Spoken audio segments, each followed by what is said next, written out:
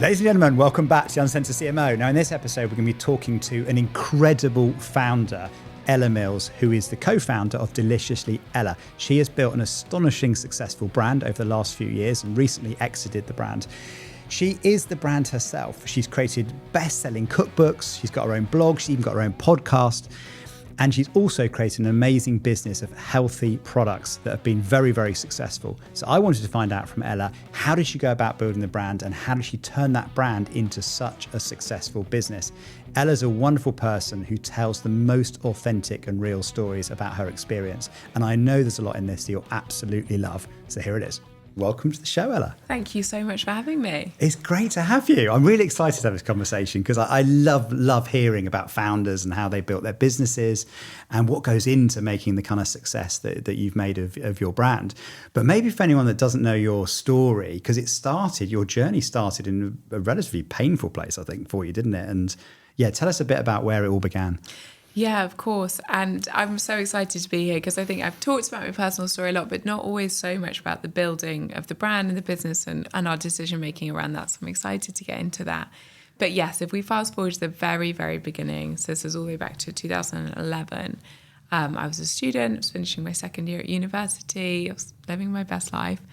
And really out of nowhere, I got very, very ill. I spent most of 2011 into 2012 in and out of hospital, seeing endocrinologists, gastroenterologists, neurologists, had MRIs, ultrasounds, endoscopies, like you name it. I tried it, swallowed cameras. I think the longest I spent in hospital at any one time was 10 days. No one could get to the bottom of what was going wrong. And eventually I was diagnosed with a condition that affected the functioning of my autonomic nervous system. And speaking very colloquially, it looks quite a lot like long COVID in the sense of nothing's really working. No one's really sure exactly why or what to do about it. And it's quite invisible. And so I couldn't control my heart rate properly. So I would sit down and stand up. My heart rate's 180, 190 immediately. You feel like you're going to pass out if you don't pass out. I had very extreme chronic fatigue. I was sleeping like 16, 18 hours a day. I looked more pregnant then than I did when I was about 7 months pregnant with my daughter. It's just awful stomach problems and digestive issues, chronic pain, brain fog, these allergic reactions to just about everything, like you name it, I had it basically. And I was prescribed this whole cocktail of different things to see if it would work. I think at the peak, I was on about 25 different medications a day and none of them worked. They're all repurposed, so no one promised that they would work. But I had definitely held on to the assumption that someone else could fix my problem for me, essentially. And it'd be like having tonsillitis and taking antibiotics and you'd feel much better. And it wasn't the case. And I hit an absolute rock bottom with both my physical health, but my mental health as well. And then that was really where things turned around. I think from that place, I started to ask questions like, well, is there anything else I could be doing? Surely there have been other people in similar positions. Something must have helped them. And I turned to Google, as you should not recommend in times of medical emergency. But I just started reading stories of people all over the world, different ages, sexes, some acute conditions, some chronic, just a whole mixed bag. But there was this common thread of people using facets of diet, of lifestyle to improve their health. And I'm super conscious we're sitting here today in 2025. And if you open Netflix or the newspapers or your podcast app, you're going to see all sorts of conversations on the link between our diet and our health.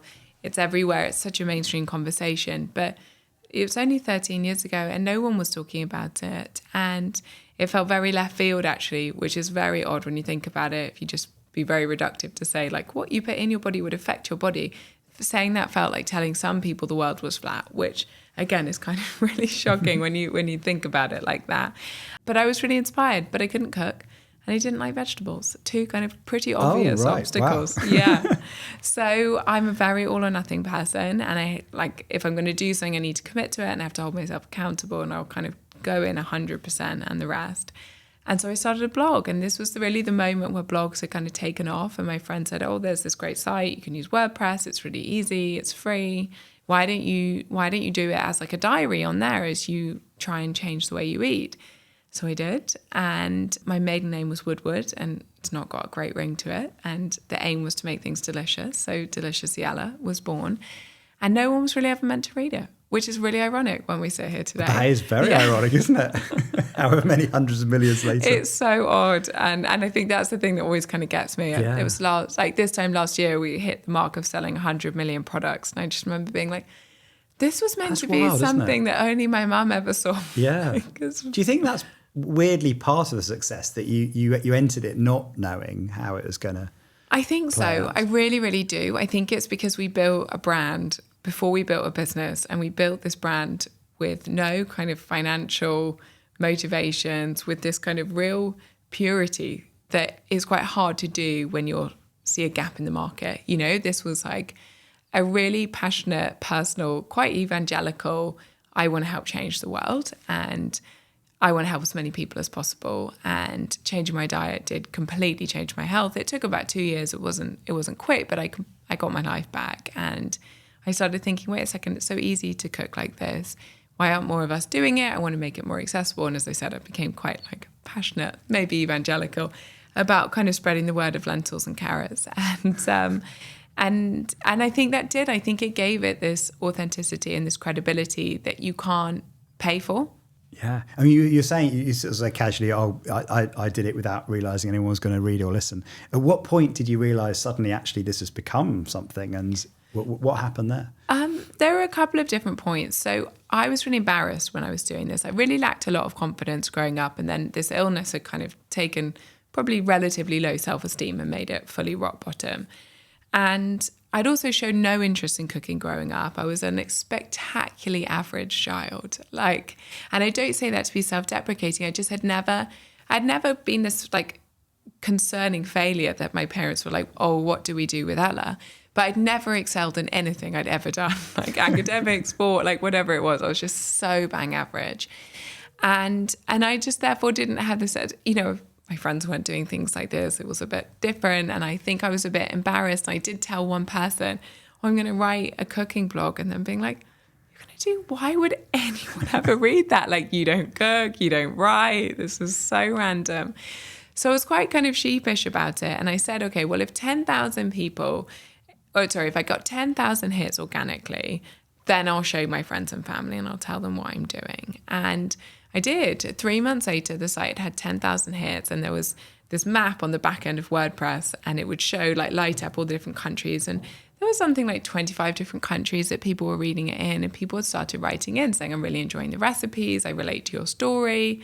And it was so validating. I think having also felt so alone and so kind of lost at sea, it felt validating, it felt empowering. I felt like my life had a bit of meaning back in it, which I'm sure really sparked this evangelical, I've got to spread the word of it. So that was the kind of big moment. And then about 2 years later, the site had 120 million hits. So it grew really fast. And in that, people started to ask for things. And there were things like cooking classes and supper clubs, but we're talking about 12 people, 15 people. So it's that wasn't when I thought, oh, we've made it, that we sell those out, because it was a small number of people. But this is when apps were becoming a bit popular, and people were like, well, maybe it would be easier as an app. I'd pay for an app. So I thought, okay. So I went out and I found a developer, and he built the code for me, and I put all the recipes in it, and we launched it, and I'm pretty sure it was $2.99. And I put it out on our email list. Again, I paid $20 on WordPress, so that instead of being wordpress.deliciousyellow.com or whichever order that went in, it was just deliciousyellow.com. But that's it. That's all the money I had spent on this. And I emailed out those people and put it on the blog, and I put it on our Instagram page that the app had launched, and it became the #1 app on the iTunes chart, the Apple amazing. chart, Wow. which I was so naive. Obviously now, sitting here today, if we replicated that, I'd be like, what? This is so mega. Whereas at the time, I didn't really fully appreciate. And obviously, the app space wasn't as competitive as it isn't today. But equally, that's quite a feat to do with £0. $20 was our kind of total spend at this point. And that was when I thought, okay, there's got to be something in this. It's the #1 app in the UK, Apple App Store. That's and wild. I haven't spent a pound, basically. As in, it was so, it just felt that was a bit of a penny drop moment. And at the same time, I had pitched out a cookbook to different publishers, and one took it on, and I started writing the book. And again, I had this really strange moment. The book was meant to come out early January 2020. 2015, so about a year after the app. And we actually sold out of books before the book could be published, because the community was so engaged and so strong. And then it was really, I'm not sure how this came about, because I've never since ever been shown an interview ahead of time. But I had done this big interview for You magazine, and they sent it to me before it came out. And this was when the publishers just moved the pub date because we had no books left, which is quite an unusual thing to do. And they had written this piece, and it was a big interview, and it was this journey from sickness to health and this new cookbook and the kind of personal story. And the title was The Ella Effect. And I still remember reading it really clearly and thinking, goodness me, I feel like my life is going to change. I think we've reached a tipping point. I think something's happening here. I don't think this is like a personal project for my parents' kitchen anymore. And sure enough, it then became number one on the Amazon book chart. Again, this is like any book in the world, like Harry Potter. And it was Amazon's biggest selling book that year. I mean, again, I look at it now and know what it means. And I'm like, oh my gosh. Number one app, number one book on Amazon. It's 8 weeks, I think it did, on Amazon, number one across any book. I mean, it was mad. And then I was 23 and I was suddenly on like every radio show, morning TV channel, being interviewed. I was so deer in headlights. How do you cope with that? I mean, because, being in the public eye like that is quite a thing, and the amount of attention you must be getting and people feeding back. I mean, good, of course, people like... Well, good and bad. Good and bad, there's good elements and bad elements. Yeah. How do you cope with the sudden attention? I mean, it was so surreal. Like, again, I look at it now with the lens of experience and think like, I just cannot believe that all happened. It's so serendipitous. Like, it's so hard to manufacture that kind of moment. But I didn't cope brilliantly. I think partly because I just didn't expect this. Like, this wasn't, I remember talking to my mum. She was like, if you sell 500 copies, I'll be so proud of you. And it's what mums are for, isn't it? Totally. And I just, as I said, like, I just wasn't a high achiever. And I think so many founders are high achievers. Or they're the people that like set up this business when they were 7 and this business when they were 10. And they were, might have been selling sweets, but they had this entrepreneurial spirit. And I didn't have that. Like, I'd never done anything of note. And so I think I just had no expectation of myself, and I don't think anyone around me had any expectation of me either. And so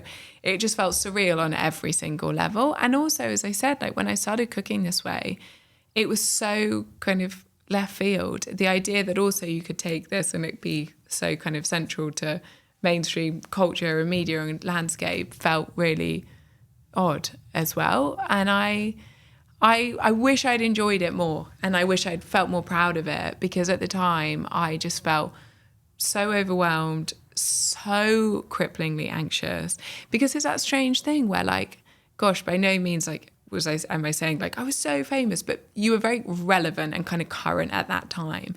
And suddenly you guys, I know, be walking down Oxford Street or walking through the park and people talk about you, not to you, or they'd like point, and it was so strange. And don't forget, I was so young, and I'd spent the last few years really ill. My self-esteem was really low, and I think there was this just sense of like, what is going on? But equally, it was so clear that there was this massive opportunity, and obviously desperate to kind of fulfill something with it. I love how you described not being an overachiever, being the average kid in the class, and so on, but like that doesn't happen. Your success doesn't happen by accident, does it? You must have put a lot of work and a lot into building it, surely, to get. Oh, I worked on it 24/7. Like, I was obsessed. I mean, I have been the whole time. It was such a passion project, because Delicious Yellow changed my life. It like gave me my life back in 100 different ways. And there was this amazing community, and I was talking to all of them every day. Like, I would answer every direct message on Instagram, or every comment, every blog comment, like every email. I was so kind of desperate to spread the word, to help people, to have this positive impact on the food landscape. Like, I so wanted it. It meant everything to me. And also I had a few years of basic total isolation. Like, I was so lonely. I had no purpose. I was so lost, and this had given it back. And as I said, I'm all or nothing. And so I had like dived in 300%, and it was all I did. I just like, so yeah, it was 24/7. All I did was work on Delicious Yellow. Amazing. I mean, and it wasn't the only book you did as well. You got a good 5 or 6 books followed as well, didn't it? The first one. Yeah, I think the one I've just finished writing one that will come out in January, and I think that's our 8th, which is wow, that's amazing. Yeah, it's a lot. Any advice on? I mean, I'm sure there's plenty of people listening that are going, I really would love to do a book. Any advice on how to do, given that you've had such success with books? Any advice on how to nail a book launch? It's a great question. I think it's really hard. The world today is so much harder to launch anything in than it was when we started. And I don't mean to be like a Debbie Downer, but I think it's just so noisy and there's so much free content. And that didn't exist when I started publishing and when we started building our community. It was the really early stages of social media and blogs and things like that. And it was just such a different landscape. And I think for me, it's always been this kind of guiding light of like, is that actually useful? Like, will this genuinely be tangible to someone's life and benefit it in a meaningful way? Because if it doesn't, I think particularly now it's very hard to believe it has cut through. And I think that for me has always been the kind of guiding light of like, we could have licensed the brand to do infinite number of things and made a lot of money from it. But it's not useful. And therefore I don't think it has longevity. I mean, one of the things that I think is particularly impressive about what you've done is you've built the brand before the business. And a lot of people do it the other way around. They build a business and they try and create a brand. But actually, like if you take your blog then created permissions to do the app, didn't it? And then once the app was successful, you got permission to then turn that into a book. So it kind of compounds on, it kind of builds on each other, doesn't it? 100%. And actually that was both in terms of like the kind of community and having people to sell to. But it was also financial because each thing funded the next stage. And so, when we launched our products, we didn't need to raise money because we had the money from the book sales, from the app, etc. And so it meant we kept control of it. But very clear to say this was an accident. Like I didn't mean to create a brand. So I'm always really conscious, really easy to say here today, I had this great strategy. Everyone's a genius in retrospect, aren't they? Exactly. It wasn't a strategy. Yeah. It was just this passionate excitement and obsession with what Delicious Yellow was and the community. And that then unfolded all of these different opportunities. Yeah, I mean, you were talking a bit earlier as well about how you kind of reply to every message and engage with everybody.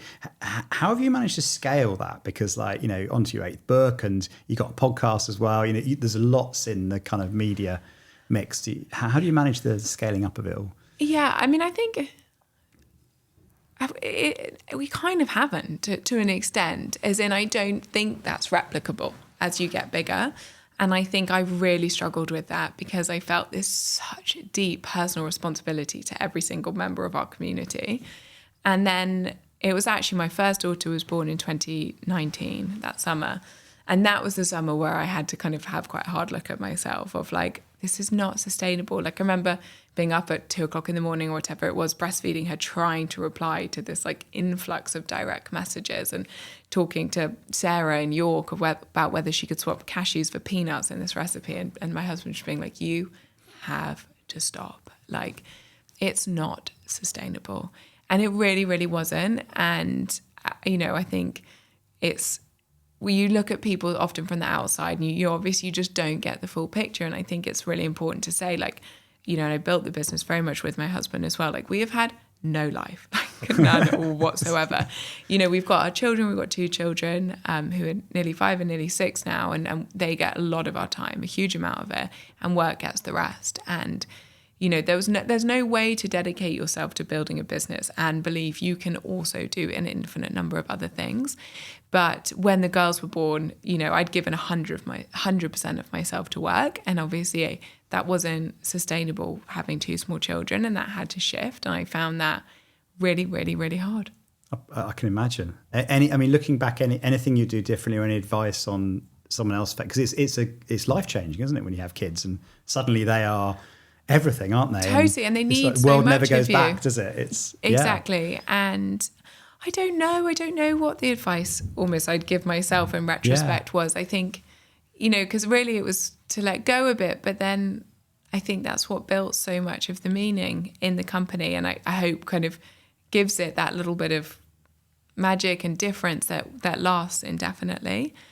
So I think it needed that obsession. Yeah. Like I think it needed that desire to do that. And I don't think that can really be replaced by other people. Like, yes, of course, we've got a great person in customer service. And of course, like, AI is coming into that now. And of course, there's a practical element of, yeah, sure, you can double that recipe or it freezes really well. But you can't replicate I don't think you can kind of replicate that personal touch or expect anybody else to want to do it to the extent that you're willing to. Yeah. And in a sense as well, I meet lots of founders, and one of the wildest stories was the founder of a US soda brand called Poppy. Yeah, of and course. she pitched to the Sharks, right? Yeah. 9 months pregnant. I'm just like, yeah, I get that. Wild, isn't it? And I Yeah. think she was as her third kid as well.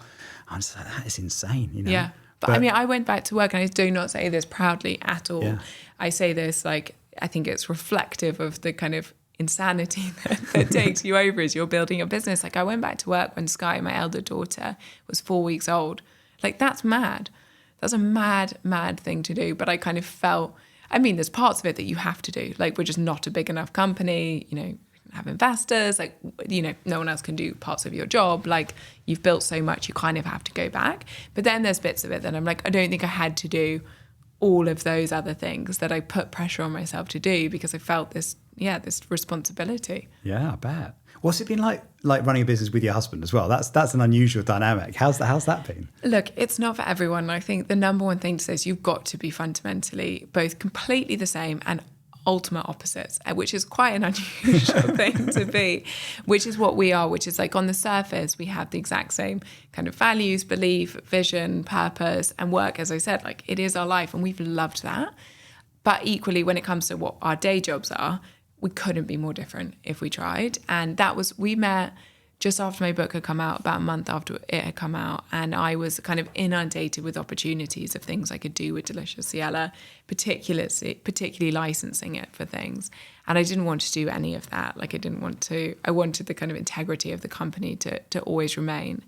And he was working in finance, hated his job, he's one of those people that had always tried to be an entrepreneur and had that in his blood, which I don't. I think it was right time, right place, personal passion. And it was so clear, like, he started asking me questions and he was like, well, what spreadsheet have you got for this? And I was like, well, I don't have one. I've got this piece of paper and it says we're doing really well. And so, and again, I don't say that to talk myself down. I think, my strength was the brand, it was the mission, it was the community, it was the recipes, it was like the essence of what Delicious Ciela is.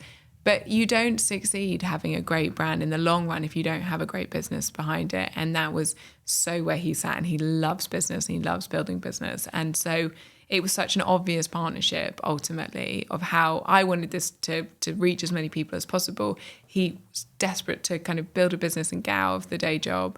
And so we started working together. And obviously when you're little and, as in like early on in your business and there's 2 people in a team, 3, 4, 5 people, you are always together. And I don't know if that's sustainable forever, like to work like that. Maybe it is, maybe it wouldn't be. But ultimately as we grow, we've ended up doing completely different things. And like, whilst we used to go into the office most days together and come home most days together, we would actually over time started seeing each other for like 10 minutes, or we'd go and grab some lunch together. But actually we'd be in like one meeting a week together.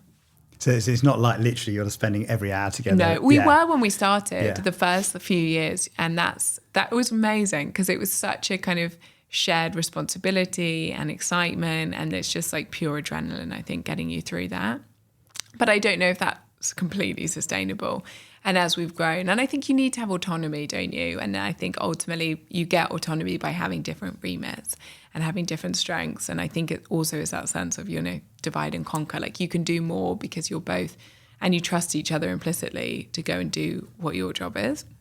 Now, talking about turning the brand into a business, around 2015, was that when you started actually creating your first product that launched? Am I right in saying it's Starbucks? That's certainly where I first came across you, was the energy balls in Starbucks were very different as a kind of concept. So how did you go from kind of, creating recipes, building a following, all that kind of thing, then to having a product that's in some of the biggest retailers in the country? Yeah, so at the beginning of 2015, that's when the book came out. And that was the moment that we went kind of from, yes, a big community, but online and niche. And if you didn't know about it, you'd never heard of it, into the kind of mainstream. And that was when we started talking about actually like, let's take this opportunity and let's run with it and let's build something. And so and then we launched the products early 2016. And Starbucks was our first customer after Whole Foods, which was, again, very Now, surreal. I know a little bit about that. I spent most of my career in FMCG, so Yeah. I've been selling to everybody. I'd say Starbucks is probably the hardest customer in the world to get into because the range of things they sell are tiny, right? It's obviously their own brand, isn't it? And then there's like about 5 other brands in the whole thing. How do you convince someone of that size So this to was, get behind honestly, this was, I think that this kind of was a really fascinating moment for me, we're looking back on it in the journey, which was that so Matt and I, again, we've always been my husband, very kind of keen on like, what are we good at and what are we not good at? What do we know and what do we not know? And we were like, right, we've got the brand covered. We've got the kind of financial side of it covered through him. But like neither of us have ever worked in this industry. And so we were like, well, we've got to hire someone who's going to be brilliant. And as I said, I didn't have a huge amount of confidence. Matt was much more confident at this point. And he was like, well, Innocent with a kind of best in class at this point in time. And so he was like, well, let's look at the best person there that we could hire. And so he was straight on LinkedIn and found this guy who was head of innovation at Innocent at the time and sent him an email. And he was like, hey, my wife and I are starting a company. Like, don't you desperately want to quit your great job and come and get involved? And he did. And I still he's a friend and he's a great guy and we worked together for a long time. And I always look at it and I'm like, I cannot believe you took the job. Like I remember we met him and I was just like, there's no way he's going to come and join. But again, it was the beauty of the fact that we had built this brand and he could see it. Like they had talked about it in the Innocent offices and like this is really disruptive in food and like it's a different way of cooking and people are talking about it. And I think for him, he was like, this is a really interesting opportunity to kind of jump. And now he's been CEO of lots of food businesses. And so actually I think it was an interesting career move for him. But he came to join and he said just what you said about Starbucks. But Matt was like, well, no, because our aim is to change the food landscape. Like, why do things have to have so many ultra-processed foods in? You know, let's do it differently. Let's scale up with 100% natural ingredients. And the way to do that is through snacking, because that's how you get front of store and build that visibility. And if we're going to do that and we really want to change the way people eat, it's not necessarily at this point about being kind of back of store multi-pack in your big retailers. This is about being very kind of incidental purchase when you're out and about and getting people to switch their habits around. So we need to be somewhere like Starbucks. And I was like, lol. Yeah, exactly. You know, we like have a blog and a cookbook, like good for us. 3-man band here. And so, and lots of manufacturers wouldn't work with us because we wouldn't use flavorings, emulsifiers. So they either said it wasn't possible or it was too expensive. And so we eventually found a manufacturer. And so Matt, again, was on LinkedIn and he found I think it was the MD of the UK business and just tried like 10 different iterations of his name with dots, you know, wherever at starbucks.com.co.uk, etc. And one of them got through. And Dan was, you know, who came to work with us was very like, oh, you know, cautioned here that these are really difficult people to work with from his experience. We had an email back 15 minutes later, would love to meet you guys. Can you come in next week? And again, we were like geared up for this really hard meeting and we arrived and they had goodie bags for us. And it was like, when can we stock it? We'd love it next month. And we were like, we don't have any stock. But obviously you're there and you're like, we'll do it. Of course we'll do it, yeah. Absolutely. And then at the same time, we had opened a cafe again as a way of kind of bringing community together and we were taking it to a festival. And so we were then there the next day and I still remember it. We sold 1.5 tons of avocado toast of the avocado to go on the toast in under 24 hours. Because again, healthy eating had just taken off, but there wasn't anyone else doing it there because it was so new. And we had this line and people being like, why is it sold out? Meanwhile, you're in the back, like desperately trying to contact manufacturers, packaging, assure Starbucks, sure, we can do this, no problem. We'll launch next month. And so that was the other moment you asked earlier, like when did it feel like something? That was when it also felt like something where it was, you had this just never-ending queue of people for the food we were making. We were talking to Starbucks. We were about to start our first production. We met Waitrose very shortly after who agreed to take it. And again, this was the whole beauty. Like we had a brand, we had consumers to sell to. There was nothing like it in the market. It was a white space opportunity where it was such a trend and it wasn't being served. We had a brand to serve it. And that was why we kind of did throw ourselves at it. Like we really did work 7 days a week, 24/7, like no days off for the first 5 years. Like I think we canceled something like 17 attempts at a holiday because you've just like when those opportunities come, like the only thing you can do is run with it. Yeah. And if you don't, someone else will. Yeah. It's so true. I mean, getting into Starbucks is a 1 in a million shot, isn't it? It's just one of those things. Totally. It's also an amazing brand builder. It's like literally, I mean, you talk about shop windows, isn't it? But which is what we wanted. Shop window you get in terms of getting people to try it. Did you like manufacture and get it in a month? I mean, that's I think it was like 7 weeks. They gave you a little bit of wiggle room. Yeah, we did. That's we got incredible. it in, and so yeah, we got it in, which was extraordinary, and that was so surreal. Like, and again, yeah, the moment was like, there must be something in this. Like when a company like that has such open doors and gives you a goodie bag. Like you were like, okay, we're not mad to quit our jobs and to go all in with this. There's something in it. And presumably the MD knew who you were and had presumably read the cookbooks. Exactly. And we had just been everywhere for those 6 months, all over the press. And we were really early mover in this space. And so I think it was like they could see this trend coming for natural, healthy. It wasn't really served. And we were the brand of the moment, which is why, as I said, it was the sense of like, we have to throw everything at this because we won't be the brand of the moment next year and someone else will be. No one's that relevant forever. But that was our kind of year of core relevancy. And if we didn't capitalize on it, we wouldn't be here today. It's a good lesson in taking the shot, isn't it? As in, when something like that happens, just putting everything into making it work and going for it. Because I mean, anyone who's not supplied those kind of retailers, there's a lot in terms of shelf life you need, logistics and pricing, and managing stock. I mean, it's a very complicated thing to do.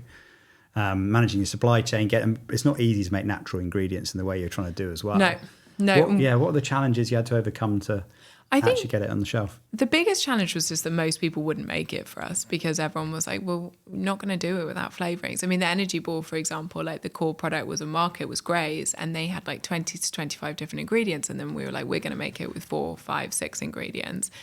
And, people were just like, why? Like, what a waste of time and money.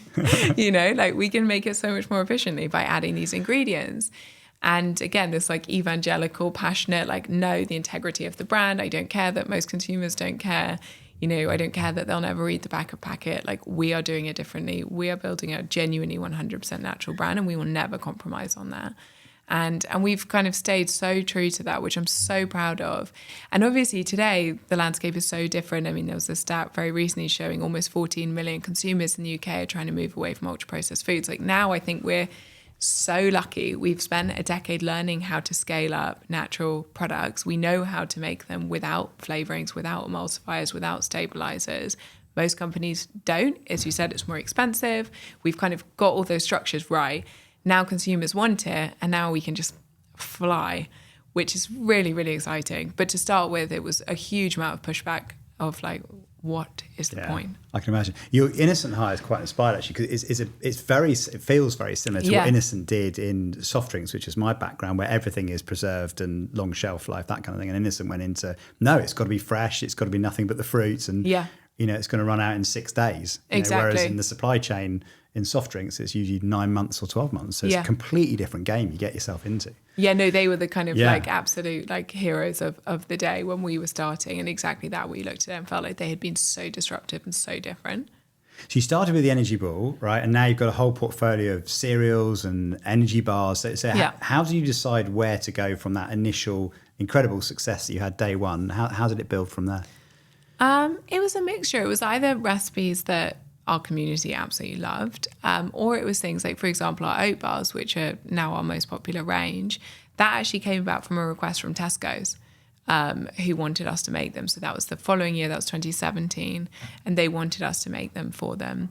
And then again, like as we said, you don't always see the kind of reality of what it takes to build a business, what actually happens behind the scenes. So we did this for Tesco. Couldn't have been more excited. Obviously, Tesco is, biggest retailer in the country, and it was a complete failure. They didn't sell. They came out of market. I can't remember exactly how long, but say like 9 months later. Tiny rate of sale. But we were looking at that category and being like, there's nothing else without emulsifiers, stabilizers, blah blah blah. We're going to do it, and we're going to revisit these. We're going to reformulate them. We're going to redo the packaging. We believe that there was something in this, but we didn't get it right first time. So Tesco got rid of them, and they were kind of a failure. Rebuilt them, relaunched them, and we made 25 million of them last year. Really? Yeah. So the product you'd had withdrawn out of Tesco. Yeah. Has become our really biggest. Yeah. Wow. And it's like, if all the supermarkets we're in, like in Sainsbury's, we sit right in the main aisle, all of the big cereal bars, and they're like the top of the category. I mean, because of them, Delicious Yellow this year is the UK's fastest growing snack brand. Amazing. Which again, like it was a failure. The product that's kind of catapulted success. This is what no one's talking about, because like I have so many conversations with entrepreneurs, and like behind every success is a ton of failures, but you just don't hear about them, do you? No, I mean, goodness me, so many failures. Like there's so many things that we got wrong, and so many products that didn't work, or we've reformulated, and all the rest of it. And I think the thing is that now it's so easy to sit here today and like open book, like lots of things didn't work. Those products, complete disaster. But you have to be really careful what you say at the time, because it's not appropriate to often talk about these things publicly. You don't want suppliers to be concerned you're going out of business. You don't want your team to be concerned. If they think there's too many things going wrong, they'll be like, well, is this viable anymore? And I've always kind of been really, really conscious of that. But I think because these things aren't things you can talk about as they're happening, for those reasons, I think people sometimes think they don't happen. That's very true. What have been which of the sort of failures have kind of like hit you the most? What have been the sort of maybe the toughest moments for you? I think there's sort of one like complete obvious standout. So when we started, we opened one cafe and then two more. So we had three. One was more of a central kitchen with a very small thing attached to it. And one was our first one. It had 16 seats. It was teeny. It was completely unsustainable. So we opened a much bigger one down the road at the same time as we launched the products. And we weren't clear which route we would take, essentially, in terms of hospitality or products. It was very clear to both of us very quickly that hospitality really needed us to raise money. And we really didn't want to do that. We didn't want to bring anyone else in at this point, because what we were doing was really different. And as I said, like when we were talking to manufacturers, they weren't really willing to not use certain ingredients, etc. And it was not trendy, and we didn't want to bring someone else in. And the products were absolutely flying. And the sites, we had always opened them with this belief that once we got to 4 sites, it would be, as a kind of total operation, break even. At 6 sites, it becomes profitable. So all the sites were profitable at site level, but by 3, you need some ops managers and things like that. So we knew this wasn't a like, oh my gosh, we're going bust moment. And the products, as I said, we got into Starbucks, to Waitrose, to Sainsbury's, to Tesco's. Like we were just flying. I think we were in almost 5,000 stores a year later. And so we made the decision, like, we're going to close the sites. This just doesn't make any sense. They're taking up a huge amount of time, a huge amount of money. We're going to keep the big one and we're going to turn it into a restaurant. And then the teeny one with 16 seats, scrap it, central kitchen, we then don't need it anymore because we're not going to be supplying lots of sites. Let's close it. And in a very British, like, let's cut down and put anyone back to size if they're succeeding, the press had just had this field day with it. And the whole thing was like, here's this young girl who is annoyingly privileged. We don't like her anymore. She's had too much success. Look, she's failed. And it was this very bizarre celebration of this failure that wasn't a failure. It was a really conscious decision to choose one side of the business and cut the other, but keep the biggest site of all. And it's so, anyway, and they wrote, and I got a call from the CEO of Morrison's saying, like, you guys going out of business? Oh, no. And so then all our retailers were, because that didn't mention the products. The articles didn't mention the products once. It didn't matter that we'd gone. But they made the connection between the. They sites basically and the were like, products, now so we're going back. All the articles were like, they failed. You're closing down. They're closing down. Oh no. And that was the biggest, like, obviously also it was so tough. Like, we made lots of people redundant. It's a horrible thing to have to do anyway. Like, but you don't succeed in business if you don't make decisions. Like, you do pivot as you go. And like, that was an important decision for us to make. Like, it wasn't plausible to scale that fast to fundamentally different operations. Like, you look at Itsu, they got to huge size before they went into retail. Like, you can't do them both at the same time. It's not a sensible decision. And that was what we decided to do.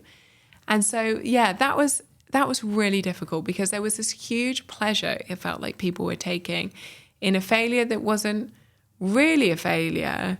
And it put us really on the back foot. So, when I said we can't really talk about things that are going wrong as they're going wrong, because that was such a great example. Like, we were really transparent about what we were doing. And people were like, ha, what a failure, what a disaster, told you so, she'd never make it, which was really interesting. That is, isn't it? You are. I do wonder if that's a British thing. I know I worked with a guy who launched a vitamin water drink and then went to the US and launched a nutrition subscription business. Really successful. And I remember him saying to me, he said, "I'm loving LA," and I'm like, "Well, of course, weather's good." But, yeah. I said, and he said, "Do you know what? The moment I landed, everyone asked me about my business, and everyone wants me to succeed." And they just assume it's going to be a wild success, Yeah. Whereas I fly back to the UK and I see people, and the default assumption is like, oh, it must be going wrong, we kind of talk ourselves down, don't we? I think we do, because that's kind of our society, which is really odd. And we desperately need more entrepreneurs, and we desperately need more people to start businesses, but we don't. Yeah, is that when you're starting? I think people are like, yes, good for you, but then. I don't know if we're as receptive as things. The moment bigger. something goes wrong, it's like, I told you so. I knew that was it. I knew she was a moron. It's kind of the general sentiment. So that was really interesting. That was hard to recover from, actually, because the sentiment was they're a complete failure, and we're like, whoa, no, we're growing so fast. Have you so you've obviously made lots of decisions as you go. How do you manage the kind of the risk and return? Because you need to invest in the business, you need to hire people and grow. So how have you kind of managed that balance between, taking the risk, like opening outlets versus, of course. Because that's quite a tough one, isn't it? I think the thing that sort of helped in lots of ways is like we didn't have external capital, and so we had to live within our means. And if you have to live within your means, you can't make that many decisions. And interestingly, again, like in the earlier stages, I think a lot of our team found that very frustrating, because this was the moment, like 2017, of 0% interest rates, and everyone was raising so much money and spending so much money on ads and all sorts of amazing events and things like that. And we were like, we've got £5 on Instagram. we just didn't have any money to spend on marketing, none at all. And so, we couldn't do all of these things that other brands were doing. And because we were like, no, we have to live within our means. If it's not profitable, we can't do it. So we said no to a lot of things. And I think that was such a different way of operating. Whereas obviously now, again, the world looks so different. And all of those businesses are scrambling to make themselves profitable, because now the expectation is you should be profitable and you should live on those profits and spend accordingly in our industry. So it feels like there's been a huge, huge change. And so we're like, oh, well, we're practiced at doing that. That's great. And it's kind of normal now. And that's really helpful. But to start with, it was really hard. But I think it has taught me quite a lot in terms of, again, every industry is so different. But I think if we're looking at our industry, I think it's a kind of ego boost of spending huge amounts of money on above the line and all the rest of it. It feels really good. Like, it's so cool. But I don't know how much it always does in terms of genuinely meaningful business growth. And, when we sold Delicious Yella last year, and we had a smaller brand, Plants, that we spun out of it. And it's tiny comparatively, and it's really new. And we've got a team of 4 people, and, we're on a kind of zero spend drive, essentially, as, in startup mode. And the rates of sale are absolutely extraordinary. We're top of the category, and we didn't even post on social media for 6 months because incredible. We were, figuring we were rebranding and all the rest of it. So in the time that we didn't post on social media and we spent literally £0, we just kept growing. And the rates of sale are kind of top of the category all round, and we're the most incremental brand in the category and all the rest of it. And I don't know, I kind of keep going back to, like, actually, I think there can be a bit of fluff in it. And I'm not saying it all is, God, it's not. You've got, to build a brand, you've got to be doing things. But I think it did teach me something, because I would be envious of those brands, to be honest, where I was like, oh, I wish we could do this. I wish we could have this amazing stand at this trade show. And it was like, oh, it's just like this big, tiny table. And actually I look at it and I think some of those things obviously pay off, but I think a huge amount of them don't. Well, I think that what you've done incredibly well, though, is you've built your own media channel. And you got your book, you got your blogs, we've got podcasts as well now, right? And you basically built your own brand and your own media channel. So you can talk to tens, hundreds of thousands of people every single week. Yeah, exactly. And we can talk straight to them, which is absolutely amazing. Yeah, and they're a captivated audience. They buy into you because they care, and they want, they want to eat better, and they want to follow what you're doing as well, which I think is huge. Yeah. The rate of sale thing is really interesting because I know in my career what I've noticed is like that is the moment of truth, isn't it? The moment the product's on the shelf, and also whatever it does almost in week one is how it will do. You just know, it's one of those instant feedback things, isn't it? You go, right, where am I ranking in the, in the rate of sale charts? And it will be that. It will be that, I totally agree. And obviously, you'll climb a bit because, implementation will get better and you'll do a good promo and things like that. But I agree, like definitely for us, things that have started at the top generally stay at the top, and things that have started at the bottom generally come out of market after a little bit. I don't think we've had anything that, after a month isn't performing that suddenly becomes this massive performer. Obviously I said about the oat bars earlier, but we scrapped those, we rebranded them, we reformulated. They were quite different when they came back. And how do you make decisions then on, like, how do you test to make sure that what's going to be supplied to Tesco is going to work in terms of product? Because you've got a big product range now. How do you kind of pick the winners? We've really whittled down the range actually over the last few years. And I think our sense was like to start with innovation was everything. And it was this sense of like, let's try everything and we'll see what works. And like, don't be afraid of failure. Like there's lots of products that have come out of market quite quickly, but we've switched, we got the space, we got the footprint, and we switched them in for something else, which I think has been really helpful. And now it's actually like, no, we've got our core range and it's working really, really well. And let's just really double down on that as opposed to chasing endless innovation. And like you say, I remember I worked in juice and like I could literally walk anywhere and tell you what order things sell based on flavours. I know. You know what I mean? It's like, right, you want the orange and passion fruit at the top, the rhubarb will be at the bottom. Because you just know because like people have preferences for certain taste profiles, of course, that don't change, And they really don't change. And I remember early on someone saying like, you can't change the way consumers operate. Like you just can't. Like they'll shop where they want to shop in the way that they want to shop for the flavors, to your point, that they want to shop. And I think, again, what we've also seen, obviously, kind of existing in the world of health and wellness that has boomed like there's no tomorrow over the last decade when we started to now, there've been so many trends. It's been extraordinary. And we've seen so many brands kind of come and go as they're like, and they're huge because they're so trend led. And then the next year it's another trend. And it's so cyclical. And instead we're like, no, we're just going to stay in our lane. We're going to focus on things that taste good at the right price point, at the right price, the right place in store. And actually, again, like I think the longevity of that is higher, albeit tempting to jump on trends.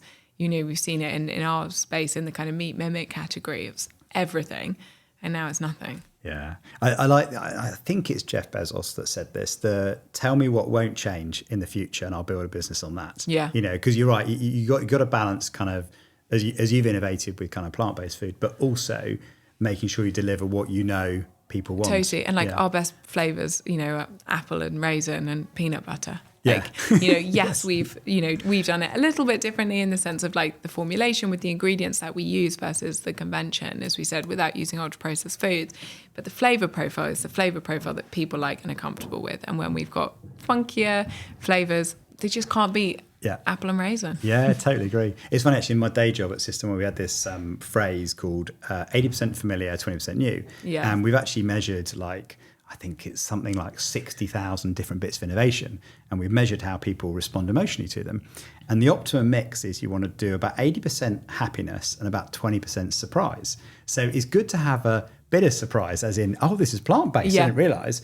But then you need to offset that with, oh, yeah, it's apple and raisin. I know what that's going to be like, kind of thing. If you mix both, if you go like it's plant-based and it's kind of, wildflower from some remote island or something, then they go, what on earth is this? It's too much to kind of comprehend. I love that 80-20. I hadn't heard it in that way. I totally agree with you. And I think exactly our 20% was like, it's 100% natural, it's plant-based.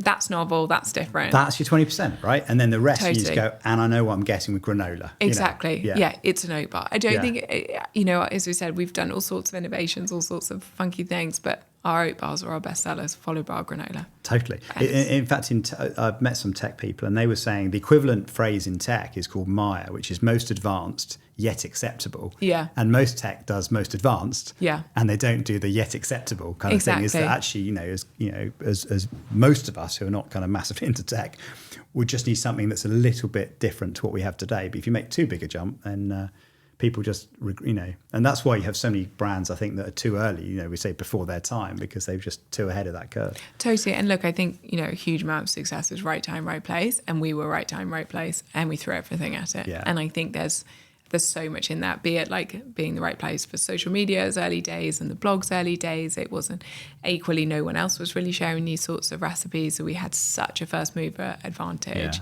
Yeah. And I think it changed everything. You also, I was going to, because this year you sold the business last year, didn't you? Yeah. But you've now pulled a brand out of potential insolvency, didn't you, with All Plants as well? Yeah. What was the thinking behind that? Love to keep going, do Yeah. lots of different things. You're not going to take some time off and sit on a beach somewhere? No, I don't think, not yet, not at the moment. No, I think it's, so we had this plants brand, which is actually with Delicious Yella, like the core recipes in the books and things like that had always been savoury. It was like quick stir fries and salads and things. And actually, but because we started in snacking to this point of getting to front of store and, all the eyeballs on you, it was quite hard in store to transition Delicious Yella away from snacks and cereals into savoury food. And so we had this opportunity with Waitrose back in 2023 to launch a natural plant-based brand for them, basically. So we created this brand Plants with Waitrose. We developed it, but it was for Waitrose. And we launched 50 products in 6 months. 50? Yeah, it Wow. was, honestly. That's a logistical nightmare. It was so stressful. Again, and do you know what? As we were saying with opportunities, like we were coming out of COVID as a brand that had always been brand first and very like team focused. We completely lost our mojo. Like there felt like no momentum. That had all gone during COVID, and we desperately needed something big, like a big moment to get it back. And so when we got this opportunity, and obviously developing 50 products and getting them to launch in 6 months with literally 3 people doing it, it's kind of insanity. It was like, we need this. We need a moment. We need something that's special. And so we ran after that. We obviously did not expect all 50 products to work, but and they didn't. Some have been amazing successes, some rate of sale of 0, basically, and they've gone now. But then when we sold Delicious Yella, Matthew and I bought the Plants brand out of that, which we're so excited about because this natural plant-based feels like a very underserved part of store on the back of the Meat Mimic kind of collapse. But we've always really admired the All Plants brand, and it went into administration around the same time that we were taking Plants into its own company. And the two just felt like they had very similar values, a very similar community of people. And so actually they make more sense together to really try and be a kind of powerhouse when it comes to plant-based. And so we had the opportunity to buy the trademark, so we did. And we're currently redoing our packaging and things to really try and bring the two brands together. But it's really exciting and it's performing really well.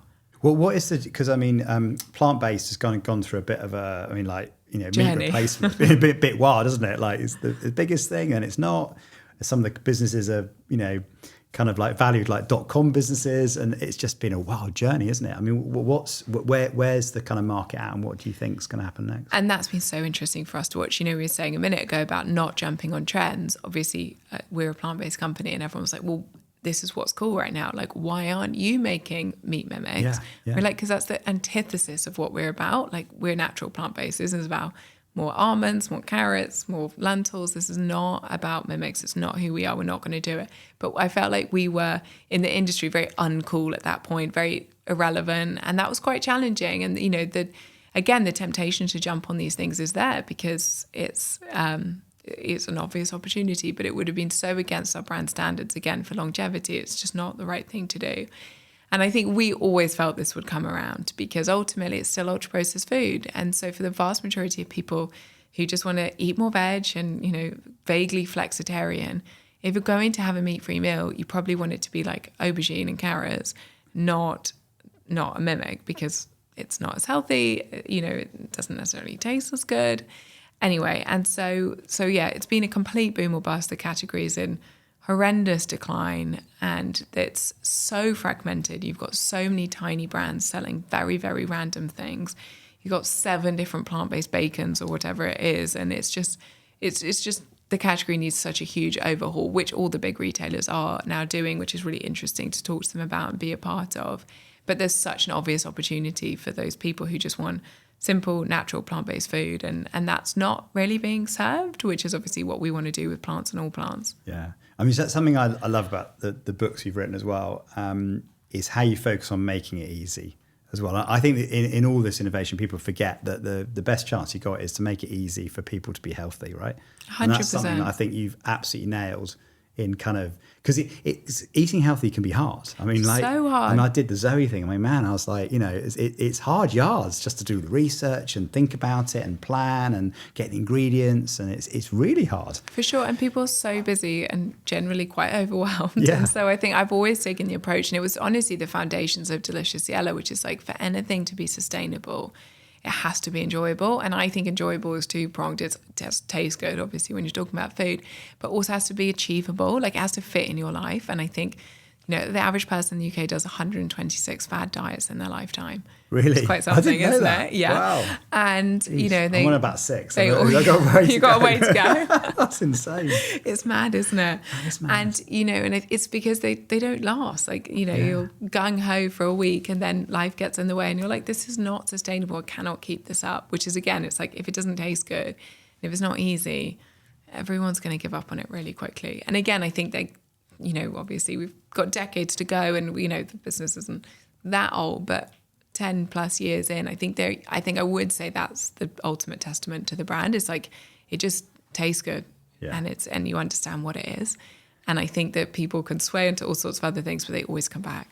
So many parallels to my drinks experience, because I've done so much research in my career on what makes a drink sell. And number one, it doesn't matter what category, it's got to taste good. And this is why I can go to any kind of cafe, any shop, and I could rank the products and go, that's the highest seller, that's the lowest seller, just because, taste is that's the primary motivator for everything. It's got to taste good, and then you'll come back to it. Yeah. Maybe to round us off then, as I've got a fellow podcast host on the podcast, congratulations on the podcast success, by the way. And you've talked about lots of hot topics as well on the podcast. So what's it been about, and what are the kind of hot topics you've been covering? Well, as we were saying, the world of health and wellness has kind of exploded in the last 10 years or so. And for me, it's been a really interesting, and I think to me now really frustrating watch, which is like, it's great that people are talking about health and wellness, but we're in a situation in the most reductive terms where like 99+% of the UK population know they should eat their 5 a day. The most recent research that came out a few weeks ago shows 1 in 5 of us manage it, and it's 1 in 10 teenagers. Like, if you want just like the basic fact of how poorly we collectively eat, I think it's that. Obviously, again, like almost 1 in 5 people, 80% of their calories come from UPFs, 90% of people don't eat enough fibre. Like, we're really struggling. Wow.